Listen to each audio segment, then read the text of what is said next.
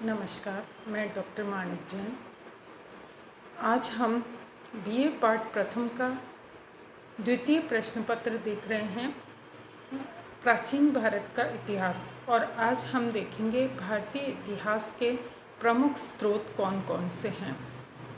इतिहास का अर्थ भूतकाल में मानव के महत्वपूर्ण क्रियाकलापों को सही एवं वास्तविक रूप से जानना है। यह किस प्रकार संभव है?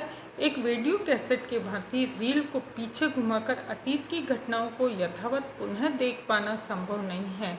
वास्तविक घटना तो विलुप्त हो चुकी है और उसका पुनः प्रत्यक्षीकरण नहीं हो सकता है। अतः इतिहास को जानने के लिए इतिहासकार को उन साधनों का उपयोग करना पड़ता है जिसमें अतीत की गतिविधियों का विवरण या संकेत प्राप्त होता हो। इस प्रकार के साधनों को इतिहास में स्रोत या साक्ष्य या प्रमाण कहा जाता है। अतीत के बारे में उपलब्ध विभिन्न प्रकार के साधनों या स्रोतों को सम्मिलित एवं तुलनात्मक अध्ययन के आधार पर इतिहासकार भूतकाल की घटनाओं और क्रियाओं का एक क्रमबद्ध एवं विश्वसनीय विवरण तैयार करने का प्रयास करता है। इसी अर्थ में यह कहा जा सकता है कि इतिहासकार इतिहास की पुनर्रचना का पुनर्निर्माण करता है। यह एक वैज्ञानिक प्रक्रिया है। विभिन्न स्रोतों से ज्ञात अतीत की उन्हीं घटनाओं को ऐतिहासिक तथ्य की श्रेणी में रखा जाता है जो साक्ष्यों और प्रमाणों की सांप्रदायिकता, विश्वसनीयता एवं पारस्परिक परिपुष्टि की वैज्ञानिक प्रक्रिया से सिद्ध एवं असंदिग्ध जान पड़ती है। वैसे ही जैसे कि न्यायालय में किसी भी बात को उसी स्थिति में सत्य माना जाता है जब उसके लिए ठोस और पर्याप्त सबूत उपलब्ध होते हैं।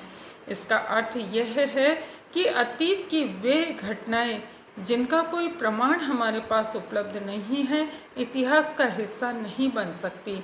वे सभी कथानक, मिथक या गल्प के क्षेत्र में आती है।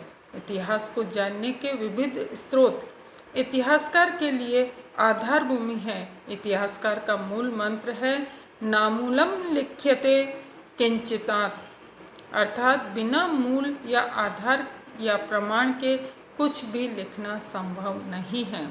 प्राचीन भारत के इतिहास को जानने में प्रयुक्त स्रोतों को 3 स्थूल खंडों में बांटा जा सकता है।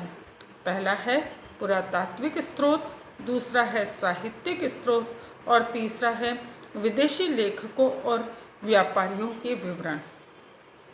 पुरातात्विक स्रोत। प्राचीन भारतीय इतिहास के निर्माण में पुरातात्विक स्रोतों की बड़ी अहम और मूलभूत भूमिका है। पुरातत्व का अर्थ है भूतकाल में बने हुए भौतिक अवशेषों के माध्यम से मानव के क्रियाकलापों का अध्ययन। ये भौतिक अवशेष हमें अभिलेख, मुद्राएं, मोहरें, भवन, स्मारक, मूर्तियां, उपकरण, मृदभांड, आभूषण व अन्य रूपों में प्राप्त होते हैं। इन पुराअवशेषों से मिलने वाली प्रभुत जानकारी को देखते हुए पुरातत्व का अध्ययन एक स्वतंत्र विषय के रूप में किया जाने लगा है।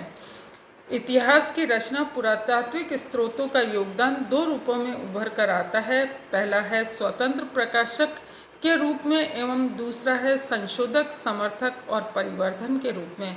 स्वतंत्र प्रकाशक या प्रतिपादक के रूप में पुरातात्विक साधन अतीत के बहुत से कालखंडों और मानवीय जीवन के अनेक पहलुओं के आधार पर उजागर किया जाता है जिनके बारे में अन्य स्रोतों से कोई जानकारी नहीं मिलती है।